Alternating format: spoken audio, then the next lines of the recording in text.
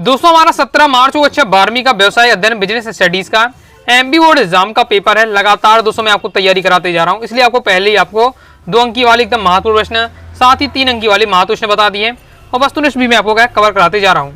अब केवल आपके 4 अंक की वाले प्रश्न रह गए थे। क्रम से वैसे वीडियो आप देखना चाहते हैं तो 12th business studies topper series 2025 के नाम से प्लेलिस्ट है। प्लेलिस्ट पे जाकर क्रम से वीडियो देखकर आप तैयारी कर सकते हैं। ओके, 4 अंक वाले प्रश्न रह जाते हैं तो हम उनको स्टार्ट करते हैं। तो इस वीडियो में हम 4 अंक वाले प्रश्नोत्तर देखने वाले हैं। पार्ट 1 आपका रहने वाला है। तो जो हो गया उसे सोचना नहीं करते, जो मिल गया उसे खोया नहीं करते, हासिल उन्हें होती है सफलता, जो वक्त और हालात पर रोया नहीं करते। पहला दोस्तों हमारा क्वेश्चन है, प्रबंधकीय सिद्धांतों का महत्व समझाइए। प्रबंधकीय सिद्धांत का आपको महत्व बताना है।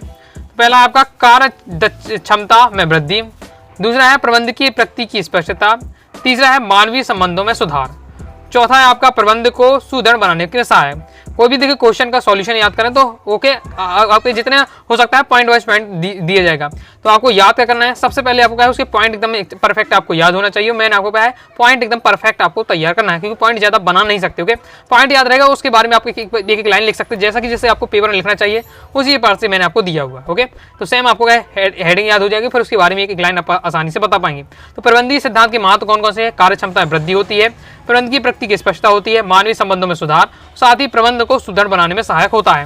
नेक्स्ट हमारा क्वेश्चन है, टेलर द्वारा प्रतिपादित प्रबंध के सिद्धांतों की व्याख्या कीजिए। कोई 4 आपको यहाँ बताने हैं। टेलर द्वारा जो प्रतिपादित सिद्धांत है उनकी आपको कोई 4 आपको बताने हैं।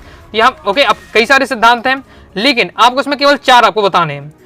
तो पहला है कार्यानुमान का सिद्धांत, इंपॉर्टेंट है, प्रीवियस ईयर में आ चुका है। तो कार्यानुमान का सिद्धांत है, फिर योजना का सिद्धांत है, वैज्ञानिक चयन एवं प्रशिक्षण का सिद्धांत और प्रेरणात्मक मजदूरी पद्धति का सिद्धांत। तो ये आपके दिए हैं टेलर द्वारा प्रतिपादित प्रबंध के सिद्धांत। तो अच्छे से आपको तैयार कर लेना है। पहले तो आपको हेडिंग एकदम याद होनी चाहिए, उसके बारे में आपको 2-2 लाइन पढ़ लीजिएगा तो आपको समझ में आ जाएगा। सिंपल लैंग्वेज में दिया हुआ है, तो जिस हिसाब से जैसा पेपर लिखना चाहिए उसी प्रकार से मैंने आपको आंसर यहाँ सेट किया गया है। नेक्स्ट है, नियोजन की विशेषताओं को स्पष्ट कीजिए। कोई 4 आपको नियोजन की विशेषता बतानी है। पहला है उद्देश्य का स्पष्ट होना। नियोजन करने से क्या हो जाता है, हमारा जो हमारा उद्देश्य होता है वो एकदम स्पष्ट हो जाता है। आदर्श नियोजन के लिए यह जरूरी है संस्था या संगठन क्रियात्मक विभागों का उद्देश्य सरल, बोधगम्य और सुप्रभावित एवं सुस्पष्ट हो। नेक्स्ट पॉइंट है लोचता। इसके बाद नेक्स्ट है निरंतरता और एकता। ये सभी आपके दिए हुए नियोजन की विशेषताएं। ओके, लोचता का मतलब है कि नियोजन में लोच का गुण आवश्यक है, अर्थात आवश्यकता अनुसार उसमें परिवर्तन किया जा सकता है। लोच का मतलब होता है कि हम जिस प्रकार से अगर समय के अनुसार परिवर्तन करना पड़े उस नियोजन में तो हम क्या परिवर्तन कर सके। तो ये आपका कहलाता है नियोजन। निरंतरता, नियोजन केवल एक बार बनाने की वस्तु नहीं वरन क्या है योजना बनाने की कार्य निरंतर क्या चलता रहता है। अभी नियोजन क्या है? नियोजन क्या है कि जो प्रक्रिया लगातार चलती रहती है। ओके, इसके बाद है एकता। एकता नियोजन के एक महत्वपूर्ण विशेषता है। इसके अनुसार एक समय में केवल एक ही योजना का प्रभावशील रह सकती है, क्योंकि 2 या 2 से अधिक योजना लागू करने पर क्या भ्रम की स्थिति पैदा हो सकती है। नेक्स्ट हमारा क्वेश्चन है, नियोजन की सीमाएं लिखिए। कोई 4 आपको सीमाएं बतानी है। कौन कौन सी सीमाएं दी है? एक भयपूर्ण कार्य, दूसरा है अविश्वसनीय पूर्वानुमान, तीसरा है आपका व्यक्तिगत स्वतंत्रता की समाप्ति, चौथा है आपका लोच का अभाव। तो ये आपके दिए हैं नियोजन की सीमाएं, तैयार कर लीजिएगा। क्रम से पहले आपका भयपूर्ण कार्य, अविश्वसनीय पूर्वानुमान, व्यक्तिगत स्वतंत्रता की समाप्ति और लोच का अभाव। तीन नियोजन की आपको क्या दी सीमाएं दी हैं, क्रम से आपको तैयार कर लीजिएगा। नेक्स्ट हमारा है नियुक्तिकरण, जैसे क्या है स्टाफिंग भी कहते हैं, इसका महत्व आपको बताना है। नियुक्तिकरण के क्या क्या महत्व होते हैं? पहला है संस्थान की आवश्यकताओं की पूर्ति हेतु होती है, दूसरा है परिवर्तनों का सामना करने हेतु कार्य संपादन के लिए आवश्यक होता है। ओके, अब नियुक्तिकरण के महत्व जैसे पहला कि संस्थानों की आवश्यकताओं की पूर्ति हेतु दिन प्रतिदिन जो उपक्रम होते हैं, व्यवसाय होता है क्या बढ़ता जाता है। ओके, आकार की दृष्टि से कर्मचारियों की संख्या भी क्या वृद्धि होती जाती है। अगर आपका व्यवसाय बड़ा हो रहा है तो लोगों की ज्यादा संख्या चाहिए पड़ेगा, इसलिए नियुक्तिकरण होता है। नेक्स्ट है परिवर्तनों का सामना करने हेतु उपभोक्ता की रुचि, फैशन आदि में परिवर्तन, तकनीकी में परिवर्तन, उत्पादन विधि में परिवर्तन आदि के कारण योग्य और प्रशिक्षित अनुभवी क्या कर्मचारी की नियुक्ति आवश्यक हो जाती है। फिर कार्य संपादन के लिए आवश्यक संस्थान में उत्पादन की विक्रय और विपणन से संबंधित विभिन्न कार्यों को अकेला प्रबंधक का पूरा नहीं कर सकता, इसके लिए कुशल कर्मचारियों की नियुक्ति आवश्यक होती है। नेक्स्ट है बेरोजगारी मिटाने हेतु विकसित और अविकसित सभी देश में कम या ज्यादा मात्रा में बेरोजगारी आवश्यक है। इस समस्या को एकमात्र साधन होता है नियुक्तिकरण। बेरोजगारी को कैसे कम किया जा सकता है? लोगों को नौकरी देकर या नियुक्तिकरण करके। ओके, नेक्स्ट हमारा क्वेश्चन है भर्ती और चयन में अंतर इंपॉर्टेंट रहने वाला है। भर्ती चयन में क्या अंतर होता है? कर्मचारियों की जो भर्ती विभिन्न स्रोत से होती है, क्योंकि कर्मचारी को जो चयन एक निश्चित प्रक्रिया के द्वारा होता है। इसमें भविष्य के लिए कर्मचारियों की खोज की जाती है, किसमें? आपकी भर्ती में। जबकि चयन में इसके अंतर्गत वर्तमान के लिए क्या चयन नियुक्ति की जाती है। भर्ती के बाद चयन प्रक्रिया आरंभ होती है, जबकि चयन के बाद क्या नियुक्ति आदेश जारी सीधा किया जाता है। भर्ती का अंतिम उद्देश्य क्या है? कर्मचारियों की खोज करना है, जबकि चयन का उद्देश्य क्या है? अंतिम उद्देश्य चुनाव का नियुक्ति करना है। भर्ती यानी अलग सबको क्या है, एक साथ, जैसे एक साथ पेपर देते कोई गवर्नमेंट जॉब होता है, ओके, गवर्नमेंट जॉब के लिए क्या है, सभी लोग एक साथ, मान ली 10 लाख लोगों ने फॉर्म भरा, तो आपका भर्ती के अंतर्गत आएगा। लेकिन चयन में क्या है, जो लोग उसमें क्या है पास हुए हैं, ओके, जो क्या है, जो भी जॉब प्राप्त कर रहे हैं, वो आपके चयन के अंतर्गत आएगा। नेक्स्ट है आपका मूल्य या कीमत निर्धारण को प्रभावित करने वाले आपके घटक कौन कौन से हैं, वो आपको पूछे जा रहे हैं। पहला है वस्तु की मांग, दूसरा है वस्तु की विशेषताएं, वस्तु की लागत और वस्तु का वितरण मार्ग। दिए हैं आपके दिए हुए हैं कीमत निर्धारित को प्रभावित करने वाले आपके घटक। वस्तु की मांग, ओके, मांग, जैसे अगर आप इकोनॉमिक सब्जेक्ट में देखा होगा, इकोनॉमिक सब्जेक्ट में पढ़ा होगा कि वस्तु की जो मांग होते हैं, मांग और उसकी कीमत में आपका क्या विपरीत संबंध होता है। वस्तु की कीमत क्या है, कम हो जाती है तो मांग बढ़ जाती है, कीमत बढ़ जाती है तो मांग घट जाती है। तो इस प्रकार से मांग और आपकी कीमत में विपरीत संबंध होता है, तो वही होता है वस्तु की कीमत निर्धारण में। ओके, वस्तु की विशेषता में होता है कि वस्तु के जीवन चक्र इस प्रकार से वस्तु क्या नाशवंता है, स्थापन वस्तु की उपलब्धि है कि नहीं है, ये सब भी क्या है वस्तु की विशेषताएं भी उसकी कीमत को निर्धारित करती है। वस्तु की लागत कितनी हुई है, ओके, निर्माता को अपनी वस्तु की लागत से कम मूल्य पर बेचने पर उसे क्या है क्षति होगी, यानी जितनी वस्तु में बनी हुई है उससे उसे महंगी बेचना पड़ेगा।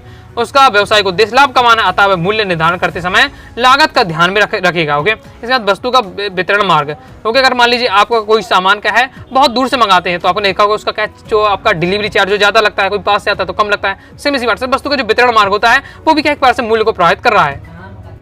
नेक्स्ट हमारा विपणन मिश्रण के तत्वों को समझाइए। तो विपणन मिश्रण के तत्व कौन कौन से? पहला आपका सम्मिश्रण उत्पाद, दूसरा आपका मूल्य सम्मिश्रण, तीसरा है विपणन मार्ग सम्मिश्रण, चौथा है आपका संवर्धन सम्मिश्रण। तो ये आपके दिए हुए विपणन मिश्रण के तत्व के।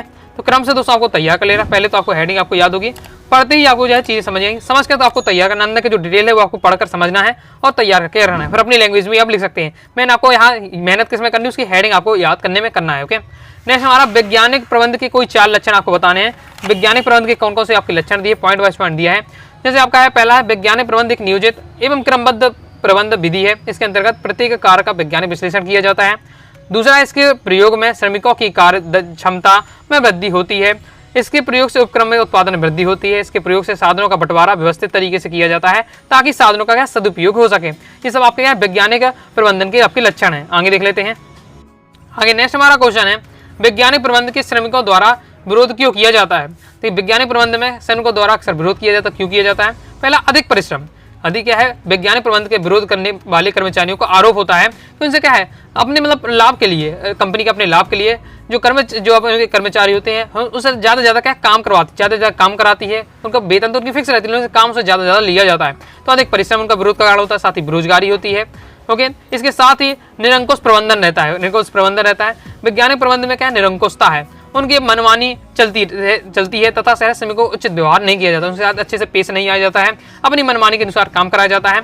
श्रमिक संगठन कमजोर एवं उचित वेतन नहीं होता है। श्रमिक संगठन क्या है, कमजोर होता है और साथ ही क्या है उससे जिस हिसाब से काम करते हैं उस हिसाब से वेतन नहीं दिया जाता है। तो ये सब कारण है जिससे क्या है श्रमिक विरोध करते हैं। सिंपल है। नेक्स्ट हमारा नीतियों और कार्यविधियों में क्या अंतर होता है? तो यहाँ पर नीति और कार्यविधि में अंतर दिया है। तो नीतियाँ होती है प्राय उच्च प्रबंधकों द्वारा बनाई जाती है, जबकि कार्यविधियों का निर्धारण निम्न स्तरीय प्रबंधकों द्वारा किया जाता है। नीतियाँ हैं जो ऊपर वाले लोग होते हैं, बॉस होते हैं, वो बनाते हैं, जबकि जो आपकी कार्यविधियाँ होती हैं वो क्या है निम्न स्तर के जो निम्न स्तरीय जो प्रबंधक होते हैं उनके द्वारा तैयार की जाती है। अब इसमें विभिन्न अवस्थाएं नहीं होती नीतियों में, जबकि क्या है कार्यविधियाँ इसमें विभिन्न अवस्थाएं होती हैं। नीतियों में इस बात की व्याख्या की जाती है कि संस्था के उद्देश्य को पूरा करने के लिए क्या कार्य करना है, क्योंकि कार्यविधि में यह निश्चित किया जाता है कि नीतियों के निर्धारण कार्यों को पूरा करने के लिए क्या तरीका क्या होगा। ओके, तो इस प्रकार से आपका दिया हुआ नीतियाँ और कार्यविधि में अंतर तैयार करके रखिएगा। नेक्स्ट देख लेते हैं। नेक्स्ट हमारा क्वेश्चन है, नियोजन के घटकों को समझाइए। नियोजन के कौन कौन से घटक हैं? 4 आपको घटक बताने। तो पहला आपका उद्देश्य है, फिर नीतियां हैं, ये सब आपके नियोजन घटक हैं। अब इनको भी अलग से मैं आपको नीतियां क्या होती हैं, उद्देश्य क्या है, हमने ये सब अलग से 2 नंबर टॉपिक मतलब शॉर्ट में समझे हैं। ओके, तो पहले अगर आपने समझे तो आपको आराम से 2 लाइन लिख पाएंगे। तो आपको बस याद रखना कि नियोजन के घटक पूछे जाए तो उद्देश्य है, नीतियां हैं, कार्यविधियां हैं और नियम है। ये सभी दोस्तों आपके हैं नियोजन के घटक हुए। इसके बाद नेक्स्ट हमारा क्वेश्चन, भर्ती के किन्हीं 4 बाह्य स्रोतों को आपको बताने हैं। भर्ती हो रही है तो उसको क्या है बाहर तरीके स्रोत कौन कौन से हैं भर्ती के लिए? पहले विज्ञापन होता है। ओके, यह भर्ती का सबसे लोकप्रिय विधि होती है। समाचार पत्रों पत्रिकाओं में विज्ञापन देकर क्या कुशल कर्मचारी की नियुक्ति की जा सकती है। फिर रोजगार कार्यालय, ओके, कार्य पाने वाले इच्छुक व्यक्ति क्या होता है रोजगार कार्यालय में अपना पंजीयन कराते हैं। ओके, फिर परिसर भर्ती, आधुनिक समय में क्या तकनीकी एवं पेशेवर योग्यता वाले उपयुक्त अभ्यर्थी की नियुक्ति तकनीकी शिक्षण संस्थाओं में जाकर की जाती है। फिर नेक्स्ट है आपका फाटक भर्ती। फाटक भर्ती में क्या होता है अकुशल श्रमिकों के रिक्त पदों की सूचनाओं को फाटक पर चस्पा कर दिया जाता है। सूचना के आधार पर उपस्थित श्रमिकों में से उचित श्रमिकों की भर्ती कर ली जाती है। इसे क्या है, फाटक भर्ती कहा जाता है। तो ये सब आपके यहाँ भर्ती के 4 बाह्य स्रोत हैं, तैयार कर लीजिएगा। आगे देख लेते हैं। आगे बढ़ने से पहले बताना चाहूंगा, और पीडीएफ मटेरियल प्राप्त करना चाहते हैं, बिजनेस स्टडीज का कोर्स ले सकते हैं। All chapter important question answer, all chapter objective question answer, previous year paper, model paper रहेगा। साथ ही आपको 2 अंकी, 4 अंकी, 2 अंकी, 3 अंकी, 4 अंकी वाले और वस्तुनिष्ठ अलग से आपको पीडीएफ मटेरियल दिया जाएगा, जिससे आप क्या है अच्छे स्कोर कर सकते हैं। 9039534079 इस दिए व्हाट्सएप नंबर मैसेज के कोर्स के बारे में जानकारी लेकर आप क्या है कोर्स को ज्वाइन कर सकते हैं। और जो भी आपको मटेरियल दिया है, पीडीएफ मटेरियल रहेगा, कम समय आप क्या है अच्छे से रिवीजन कर पाएंगे और बार बार आप क्या पढ़ पाएंगे। नेक्स्ट हमारा क्वेश्चन है, नियुक्तिकरण की विशेषताएं या लक्षण बताइए। नियुक्तिकरण की कौन कौन सी विशेषताएं हैं? यह प्रबंध का एक सतत कार्य होता है नियुक्तिकरण। नेक्स्ट है आपका मानवीय पहलू, जटिल एवं पेचीदा कार्य और प्रबंध का सामाजिक दायित्व। ये इन पॉइंटों के माध्यम से नियुक्तिकरण की क्या विशेषताएं बताई जा रही हैं। ओके, तो ये आपको है पढ़ते ही आपको समझ में आ गया, तैयार कर लीजिएगा। जितने हिसाब से मैंने बताया बस इतना ही आपको क्या पेपर में लिखना है, जिस हिसाब से पेपर में जितना आपको लिखना चाहिए उसी हिसाब से आंसर दिया हुआ है। नेक्स्ट हमारा क्वेश्चन है, विक्रय संवर्धन की किन्हीं 4 तकनीकों या विधियों का वर्णन कीजिए। विक्रय संवर्धन की विधि कौन कौन सी है?